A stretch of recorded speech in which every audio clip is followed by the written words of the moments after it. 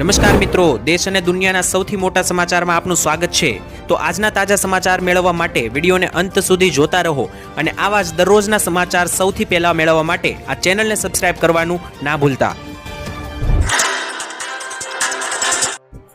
તો મિત્રો આજના પ્રથમ સમાચાર વિશે વાત કરીએ તો ગુજરાત રાજ્ય ઉપર જે સિસ્ટમ બંગાળની ખાડીથી નીકળી ચૂકી હતી એ ગુજરાત ઉપર હવે આકાર લઈ રહી છે। એટલે 30 તારીખથી વરસાદનો ચોથો રાઉન્ડ શરૂ થઈ રહ્યો છે। ગુજરાતવાસીઓ તૈયારીમાં રહેજો, કારણ કે 30 તારીખની રાત્રિ સુધીમાં વરસાદનો રાઉન્ડ સૌથી ખતરનાક બનતો જોવા મળી રહ્યો છે અને ગુજરાત રાજ્યના 12 થી 13 જિલ્લાઓમાં પૂર જેવી પરિસ્થિતિઓનું નિર્માણ થઈ શકે એટલો ખતરનાક આ રાઉન્ડ રહેવાનો છે। ત્યારે ગુજરાતમાં ચોથો રાઉન્ડ છે વરસાદનો, જે 30 જુલાઈથી શરૂ થનાર અને 3 તારીખ સુધી ચાલવાનો છે, જેની અંદર ગુજરાત રાજ્યમાં બંગાળની ખાડીની આ સિસ્ટમ જે છે તે ચારો દિશા તરફથી ધમરોળવાની છે અને માટે તમારે હવે તૈયાર રહેવું પડશે। તેની વચ્ચે ગુજરાતમાં આની કેટલી અસરો જોવા મળવાની છે તેના વિશે વિસ્તારથી તમને સમજાવું તો ગુજરાતમાં ચોમાસાનો જે આ નવો રાઉન્ડ શરૂ થઈ ચૂક્યો છે ત્યારે હવામાન વિભાગની આગાહી પણ આવી ચૂકી છે। હવામાન વિભાગે 31 તારીખ માટે અડધા ગુજરાતમાં રેડ એલર્ટ જાહેર કરી દીધું છે આઈએમડી તરફથી। ત્યારે બીજી બાજુ આજે 29 તારીખે જ મિત્રો જે છે તે વાતાવરણ હવે ધીમે ધીમે વાદળોવાળું બની ચૂક્યું છે। વાદળો ગુજરાત ઉપર આવી ચૂક્યા છે। બંગાળની ખાડીમાં જે સિસ્ટમ બની હતી લો પ્રેશરમાં તે હવે ડિપ્રેશન બનીને ગુજરાત તરફ આવી ચૂકી છે। ત્યારે શરૂઆતમાં દક્ષિણ ગુજરાત, મધ્ય ગુજરાત અને ઉત્તરની સાથે સૌરાષ્ટ્રના કેટલાક ભાગોમાં 30 તારીખની મોડી રાત્રિથી વરસાદો શરૂ થશે તો 3 તારીખ સુધી ગુજરાતમાં પૂર સમાન પરિસ્થિતિઓ વાળા વરસાદો આવી શકે, જેમાં 10 ઇંચથી લઈને 12 ઇંચના વરસાદોના આંકડાઓ જે છે તે તમને મોટા પાયે જોવા મળવાના છે એવી આશંકાઓ છે। તેની વચ્ચે હજુ પણ મિત્રો વાત કરીએ તો ખાસ કરીને આ જે સિસ્ટમ છે જ્યારે ગુજરાત ઉપર પાકા પાયે આવશે ત્યારે ગુજરાતમાં તમને એક મોટો આંકડો વરસાદનો પણ જોવા મળી શકે અને આ જે સિસ્ટમ છે એ સાર્વત્રિક રહેવાની છે, એટલે આખા ગુજરાતમાં એક સમાન વરસાદ પડવાનો છે, કોઈ પણ જિલ્લો બાકી રહેશે નહીં। અમુક જગ્યાએ 10-10, 12-12 ઇંચના તો અમુક જગ્યાએ 4-4, 5-5 ઇંચ સુધીના મધ્યમથી અતિ ભારે વરસાદી રાઉન્ડો જે છે તે આ સિસ્ટમની અંદર તમને જોવા આગામી 3-4 દિવસમાં હવે મળશે। ત્યાર પછીના મહત્વપૂર્ણ સમાચાર જોઈએ તો 1 ઓગસ્ટથી મોંઘવારીનો મોટો ઝટકો લાગવા જઈ રહ્યો છે, તેના વિશે તમને ખ્યાલ હોવો જોઈએ। જી હા મિત્રો, ઘણી બધી વસ્તુઓ મોંઘી થવાની છે અને આ શા માટે થવાની છે, એની પાછળનું ઓરિજિનલ કારણ શું છે એ બધી માહિતીઓ મારી પાસે આવી ગઈ છે, જેની માહિતી હું તમને આપું તો સૌથી પહેલા મિત્રો સવારની ચાની ચુસ્કી પણ હવે તો તમને મોંઘી પડશે, કારણ કે સવારની ચાની ચુસ્કી હોય કે તહેવારોમાં ખરીદવાના નવા કપડાં હોય કે મિત્રો તમારી ઈચ્છા મુજબનું કોઈ પણ તમારે ગાડી ખરીદવી હોય, બધું જ મિત્રો મોંઘું પડી શકે। આ વખતે રસોડાથી માંડીને ગેરેજ સુધી દરેક જગ્યાએ કિંમતોમાં તગડો વધારો થવા જઈ રહ્યો છે। ત્યારે 1 ઓગસ્ટથી દેશના સામાન્ય જનતાની કિંમતોમાં વધારાનો ત્રીજો મોટો ફટકો લાગવા જઈ રહ્યો છે, કારણ કે સામાન્ય માણસનું માસિક બજેટ સંપૂર્ણપણે ખોરવાઈ શકે। માર્કેટ એક્સપર્ટના જણાવ્યા અનુસાર આગામી મહિનો એટલે આની પછીનો જે હવે ઓગસ્ટ મહિનો શરૂ થવાનો છે તેની અંદર અનેક ક્ષેત્રોમાં કિંમતો વધવા જઈ રહી છે। દૈનિક વપરાશની ચીજવસ્તુઓની વાત કરીએ તો એફએમસીજી, ફાસ્ટ મૂવિંગ કન્ઝ્યુમર ગુડ્સના પ્રોડક્ટ સમાવેશ થયેલા છે, એટલે કે એમાં ચા હોય, માથામાં નાખવાનું તેલ, સાબુ, આવી બધું કે વસ્તુઓ છે કે આપણે રોજે રોજ વાપરીએ છીએ, ઉપયોગમાં લઈએ છીએ ઘરવખરીમાં, આ બધી વસ્તુઓના ભાવમાં 6 થી 8% સુધીનો વધારો થઈ શકે સૂત્રો અનુસાર। ઇલેક્ટ્રોનિક અને સ્માર્ટફોન પણ હવે બનશે મોંઘા। જે હા મિત્રો, ઇલેક્ટ્રોનિક વસ્તુઓ જેમ કે હોમ એપ્લાયન્સની જેટલી પણ વસ્તુઓ હોય છે, refrigerator, freezer, washing machine, TV, ઇલેક્ટ્રોનિકની અન્ય વસ્તુઓ ઉપર 4 થી 6% વધારો થઈ શકે। બીજી તરફ સ્માર્ટફોન એટલે કે મોબાઈલ ફોનની માર્કેટ તો છેલ્લા 2-3 મહિનાથી ટાઈટ છે અને હજુ પણ આવનારા મહિનાથી મોબાઈલ ફોનની અંદર છેલ્લા કેટલાક મહિનાઓમાં મેમરી ચિપ મોંઘી થઈ છે અને હવે મેમરી ચિપની સાથે સાથે મિત્રો સોફ્ટવેરની સાથે અંદર વાપરવામાં આવતું જે મિત્રો પ્રોસેસર હોય છે એ પણ મોંઘું થશે, એને કારણે સ્માર્ટફોન એટલે કે મોબાઈલ ફોન, લેપટોપ જેવી વસ્તુઓ પણ તમને મોંઘી થતી જોવા મળશે। તો તમારા ખિસ્સાને જે છે મિત્રો હવે વધારે અસર પડશે। મધ્યમ વર્ગ અને ગરીબ વર્ગના પરિવારને 1 તારીખથી મોટો ફટકો લાગી શકે। તો 1 તારીખથી જે મોંઘવારી વધી રહી છે તેની પાછળનું મુખ્ય કારણ શું છે તેના ઉપર સમજીએ તો મિત્રો અત્યારે હાલ જે પણ વસ્તુઓના ભાવ વધી રહેવાના જે અહેવાલો આવી રહ્યા છે તેની પાછળ 4 થી 5 મોટા કારણો જવાબદાર છે। તેમાંથી પહેલું તો સૌથી મોટું કારણ જે છે તેની વિશે વાત કરીએ તો આ અચાનક આવેલી મોંઘવારી પાછળ સ્થાનિક કારણો કરતાં ગ્લોબલ ફેક્ટર વધારે છે, એટલે આંતરરાષ્ટ્રીય દબાણ વધારે છે। જેમ કે દાખલા તરીકે કાચા તેલ અને પામ ઓઇલની કિંમતો વધી રહી છે। આંતરરાષ્ટ્રીય બજારમાં કાચું તેલ એટલે કે બહારથી લાવવામાં આવતું જે ક્રૂડ ઓઇલ છે તેમાં અને પામ ઓઇલ તેલ જે મિત્રો છે, પામોલિન તેલ, તેના ભાવમાં વધારો થયો છે અને આનાથી જે મિત્રો પેકિંગની વસ્તુઓ હોય છે, પેકેજિંગ મટીરિયલ હોય છે, તે અત્યંત મોંઘા થયા છે. એટલે વસ્તુઓ પેક કરવાનું જે પ્લાસ્ટિકનું મટીરિયલ આવે છે, પેકેજિંગ મટીરિયલ, તેની અંદર ભાવ વધારો થવાને કારણે જે છે તે મિત્રો પેકેજિંગ ચાર્જીસ વધારે લાગે છે, એને કારણે પણ ભાવ વધારો વસ્તુઓમાં થઈ રહ્યો છે. બીજું કારણ છે ભૂ રાજકીય તણાવ એટલે કે જીઓપોલિટિકલ ટેન્શન. કારણ છે કે અમેરિકા અને ઈરાન વચ્ચેનું યુદ્ધ છેલ્લા 5 મહિનાથી ચાલી રહ્યું છે અને એને કારણે દરિયાની અંદર હજુ પણ થોડો ઘણો તણાવ બનેલો છે. આને કારણે મિત્રો વૈશ્વિક સપ્લાય ચેન ખોરવાઈ ગઈ છે. આનાથી પણ મોંઘવારીનું તારણ વધી રહ્યું છે. ત્રીજું સૌથી મોટું કારણ છે ભાડું અને ડોલર સામે રૂપિયો નબળો પડી રહ્યો છે. જી હા મિત્રો, દરિયાની અંદર જે માલ સામાન હેરફેર કરવામાં આવે છે વ્યાપાર માધ્યમથી, ત્યારે તેનું ભાડું વધવા લાગ્યું છે અત્યારે. એની કારણે US ડોલર સામે ભારતીય રૂપિયો પણ અત્યારે હાલ નબળો પડી રહ્યો છે. કારણ કે હજુ ગયા વર્ષે $1 પ્રતિ ભારતીય રૂપિયો 84 રૂપિયા હતો અને હવે મિત્રો $1 સામે ભારતીય રૂપિયો 94 ને વટી ચૂક્યો છે. છેલ્લા 1 વર્ષમાં 10 રૂપિયા વધારો મિત્રો ડોલર સામે થઈ ચૂક્યો છે. આને કારણે મેન્યુફેક્ચરિંગ કોસ્ટ વધી જતી હોય છે. બહારમાંથી લાવવામાં આવતી જે આયાત કરવામાં આવતો કાચો માલ છે તેની અંદર પણ ભાવ વધારો થઈ જાય છે. ત્યાર પછી જોઈએ તો ખેડૂતો મોટી સંખ્યામાં રસ્તાઓ પર ઉતરી આવ્યા. જી હા મિત્રો, સૌથી મોટા સમાચાર, દેશના ખેડૂતો જે છે તે હવે રસ્તાઓ પર મોરચો ઉપાડી રહ્યા છે.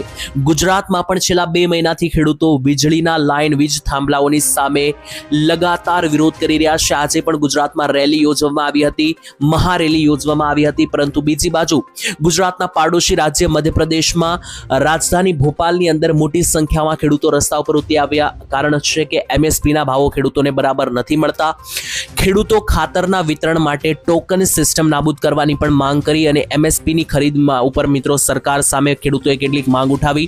પોતાની માંગણીઓ દબાણ કરવા માટે મુખ્યમંત્રીના નિવાસ સ્થાનોમાં ઘેરાવ કરવાની તૈયારી પણ કરી રહ્યા છે ખેડૂતોને રોકવા માટે પોલીસ અને વહીવટી તંત્રને કડક સુરક્ષા વ્યવસ્થા પણ કરવામાં આવી છે. કારણ કે ખેડૂતો ઉગ્ર સ્વભાવ સાથે હવે આગળ વધી રહ્યા છે. જેમાં મુખ્ય 2 માંગ છે કે MSPની અંદર મિત્રો સુધારો કરવામાં આવે. કારણ કે સરકાર જે છે તે પૂરી MSP નથી આવતી, જેને કારણે ખેડૂતોને પૂરતા પાકના ભાવ નથી મળતા. બીજા નંબરે ખેડૂતો પોતાની માંગણીઓ માટે જે ઉભા છે તેમાં બીજી માંગ છે કે ખેડૂતો ખાતરના વિતરણ માટે ટોકન સિસ્ટમ નાબૂદ કરવાની પણ માંગ ઉઠાવી રહ્યા છે. તો અત્યારે લગાતાર જુદા જુદા રાજ્યોમાં ખેડૂતો નારાજ થયેલા છે. એક બાજુ હરિયાણા અને પંજાબના ખેડૂતો દિલ્હી તરફ આંદોલન કરી રહ્યા છે. મધ્યપ્રદેશ, MPમાં પણ આંદોલન શરૂ છે અને ગુજરાતમાં તો છેલ્લા 3 મહિનાથી ખેડૂતોએ સરકાર સામે બાહીઓ ચડાવી છે વીજ લાઇનને લઈને. કારણ કે ગુજરાતમાં ખેડૂતોના ખેતરમાં, સૌરાષ્ટ્રમાં વીજળીના મોટા વીજ કંપનીઓ થાંભલા નાખી દે છે અને ખેડૂતોને એક પણ રૂપિયો વળતર નથી આપતી. આની સામે ખેડૂતો છેલ્લા 3 થી 4 મહિનાથી ગુજરાતમાં લડત સરકાર સામે લડી રહ્યા છે. જેમાં આજે પણ મહારેલીનો કાર્યક્રમ સૌરાષ્ટ્રમાં કરવામાં આવ્યો હતો. ત્યાર પછી મિત્રો જોઈ લઈએ તો ભૂપેન્દ્ર સરકાર રોડ રસ્તા મામલે મોટો ફેસલો લેવામાં આવ્યો છે. જી હા દર્શક મિત્રો, ચોમાસામાં 2 છાંટા પડવાની સાથે જે રોડ રસ્તાઓ પોતાનો દમ તોડી દેશે, રસ્તાઓમાં મોટા ગાબડા પડે છે, આ સમસ્યાને હવે મિત્રો કાયમી નિવારણ લાવવા માટે સરકારે મોટી બેઠક બોલાવી. જી હા મિત્રો, ગુજરાતની અંદર ભૂપેન્દ્ર પટેલ સરકારની કેબિનેટ બેઠકમાં શહેરી અને ગામડા એટલે કે શહેરમાં પણ અને ગામડાઓની અંદર જે રસ્તાઓના વિકાસને લઈને મહત્વપૂર્ણ નિર્ણય લેવામાં આવ્યો છે. તો હવે મુખ્યમંત્રી ભૂપેન્દ્ર પટેલની અધ્યક્ષતામાં યોજાયેલી જે બેઠક હતી તેમાં મહાનગરપાલિકા અને નગરપાલિકાના વિસ્તારોમાં નવા બનનારા આંતરિક રસ્તાઓ સિમેન્ટ અને કોન્ક્રીટથી બનાવવાનો નિર્ણય લેવામાં આવ્યો છે. એટલે મિત્રો સરકાર અત્યાર સુધી જે ડામરના રસ્તા બનાવતી, આનાથી જે છે તે મિત્રો કોઈ જાજો ફાયદો ના થતો. કારણ કે કરોડોના રૂપિયા ફાળવવામાં તો આવતા, પરંતુ 1-2 છાંટા પડતાની સાથે જ ડામર જે છે તે આખો ઉખડીને બહારો આવી જતો, આવું જોવા મળ્યું. તેને કારણે ભારે વરસાદ દરમિયાન ડામરના રસ્તાઓમાં થતા નુકસાનીને ધ્યાનમાં રાખીને સરકારે હવે ઐતિહાસિક નિર્ણય લીધો છે અને હવે કોન્ક્રીટ એટલે કે સિમેન્ટના રસ્તાઓ, જેને મિત્રો RCC રોડ કહેવામાં આવે છે, તેવા રસ્તાઓ જ હવે ફરજિયાત બનાવવામાં આવશે તેવો સરકારે નિર્ણય લીધો. અને મિત્રો રસ્તાઓને લઈને બીજો પણ મોટો નિર્ણય છે. કેબિનેટના નિર્ણયમાં અનુસાર રાજ્યની તમામ મહાનગરપાલિકાઓ અને નગરપાલિકાઓ વિસ્તારમાં નવા બનનારા જે આંતરિક રસ્તાઓ છે તે હવેથી જે સિમેન્ટ કોન્ક્રીટથી બનાવવામાં આવશે. આ નિર્ણયથી રસ્તાઓની ગુણવત્તા અને ટકાઉપણામાં વધારો થવાની સરકારને આશા છે. કારણ કે ડામરના રસ્તાઓ તો હવે વરસાદમાં ટકતા નથી. આપણે જોઈ લીધું, ભારે વરસાદમાં ડામરના રસ્તાઓ તૂટવાની સમસ્યામાં આવશે હવે ઉકેલ. કારણ કે રાજ્યમાં દર વર્ષે ચોમાસા દરમિયાન ભારે વરસાદને કારણે ડામરના રસ્તાઓ પર ખાડા મોટા પડી જતા હોય છે અને આ સમસ્યાનું હળ લાવવા માટે સરકારે હવે આ સ્થિતિને ધ્યાનમાં રાખીને લાંબા સમય સુધી ટકી રહે તેવા કોન્ક્રીટ એટલે કે પથ્થર અને સિમેન્ટના રસ્તાઓ જેને આપણે આરસીસી રોડ કહીએ છીએ તેવો રોડ પણ હવે બનાવવામાં આવશે કે જેથી કરીને વારંવાર તેનું સમારકામ ના કરવું પડે અને સિમેન્ટ કોન્ક્રીટના રસ્તાઓનો નિર્માણનો નિર્ણય જે છે તે સરકારે કર્યો છે. તો મિત્રો આ નિર્ણય તમને કેવો લાગ્યો જરૂરથી કોમેન્ટમાં લખજો, કારણ કે આ ખૂબ જ સારો અને એક મહત્વનો નિર્ણય છે.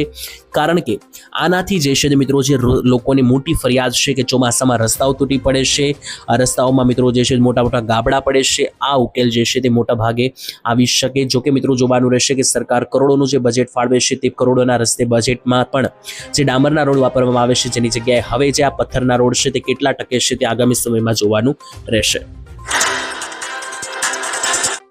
ત્યાર પછી મિત્રો જોઈ લઈએ તો નશા સામે પ્રધાનમંત્રી મોદીની મોટી ઝુંબેશ. જી હા મિત્રો, ભારતની અંદર યુવાઓ જે છે તે નશાના ઝાડમાં ફસાઈ રહ્યા છે, આને કારણે નશાબંધી માટે મોદી સરકાર હવે મોટી ઝુંબેશ ચલાવી રહી છે. જી હા મિત્રો, નશાઓ કરવાની કારણે બાળકોના ભવિષ્ય સાથે મોટા ચેડા થઈ રહ્યા છે. દેશના યુવાનોને બચાવવા માટે હવે શરૂ થવા જઈ રહ્યું છે એક એવું અભિયાન જે માત્ર એક દિવસનો કાર્યક્રમ નહીં પરંતુ 100 અઠવાડિયા સુધી ચાલનાર રાષ્ટ્રીય ચળવળ બનશે, એટલે 2 વર્ષ સુધી ચાલશે.